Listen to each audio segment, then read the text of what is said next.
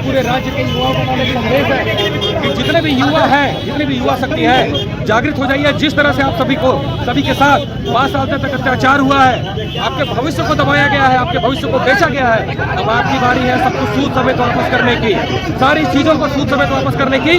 अगर आप सरकार बना सकते हैं तो विश्वास रखिए, आपके अंदर इतनी क्षमता है, इतनी ऊर्जा है कि आप सरकार को पलट भी सकते हैं। और इस बार ये संदेश हम लोग पूरे राज्य में युवाओं को देना चाहते हैं कि आप लोग जागृत होइए और अपने हक और अधिकार की लड़ाई को आगे बढ़ाइए और सरकार को सत्ता से बेदखल करिए।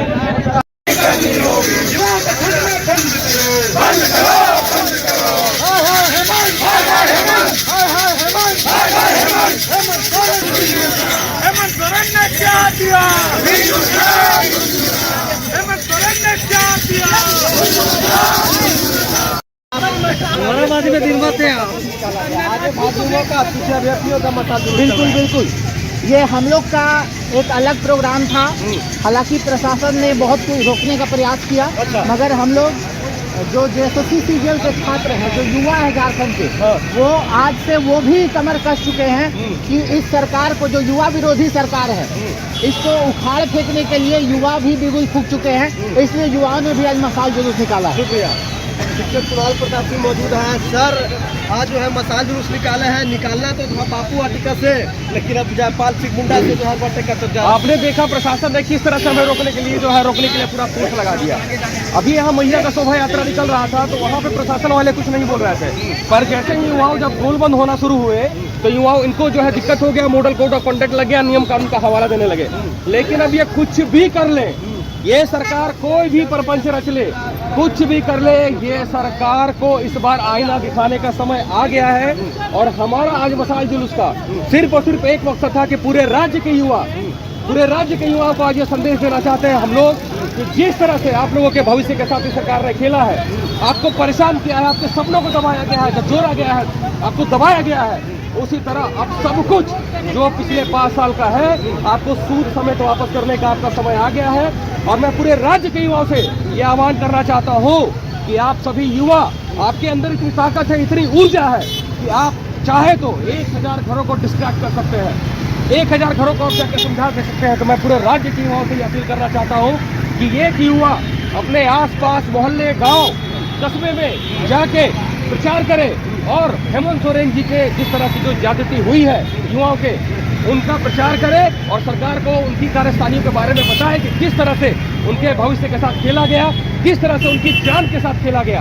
उत्पाद सिपाही में आप देख लीजिए, हमारे 19 छात्र मरे हैं, 19 छात्र हमारे मरे हैं और महज ये चुनावी स्टंट के लिए सारा कुछ किया गया। अगर ये चाहते तो प्रक्रिया आपने पूरी करा ली, जेपीएससी प्रक्रिया क्या आपने पूरी करा ली। हर चीज इतना तेजी में कराया गया सिर्फ और सिर्फ चुनावी प्रोपेगेंडे के लिए, अपना महज ये वोट बैंक दिखाने के लिए। और अब ये नहीं होगा, युवा जाग चुके हैं, युवा शक्ति इस राज्य की जाग चुकी है और अब चुनाव में हेमंत सोरेन जी को दिखाएगी कि जो युवा आपको सत्ता में काबिज किया था और अब वही युवा आपको सत्ता से उतारेगी। नहीं, आप कैमरे के माध्यम से दिखा दीजिए वो लोग कितने आगे, हम लोग कितने पीछे हैं।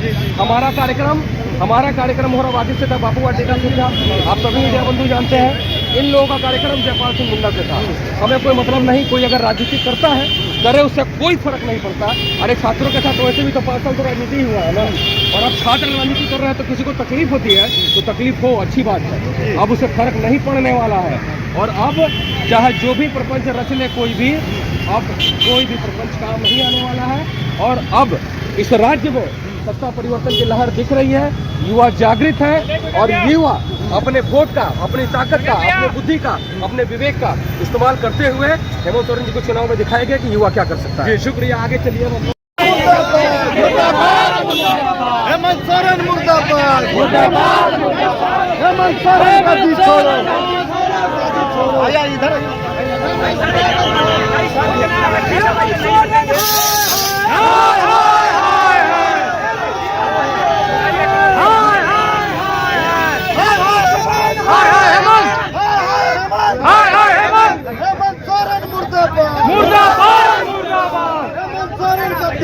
गद्दी छोड़ो, गद्दी छोड़ो, युवाओं को ठगना बंद करो, बंद करो।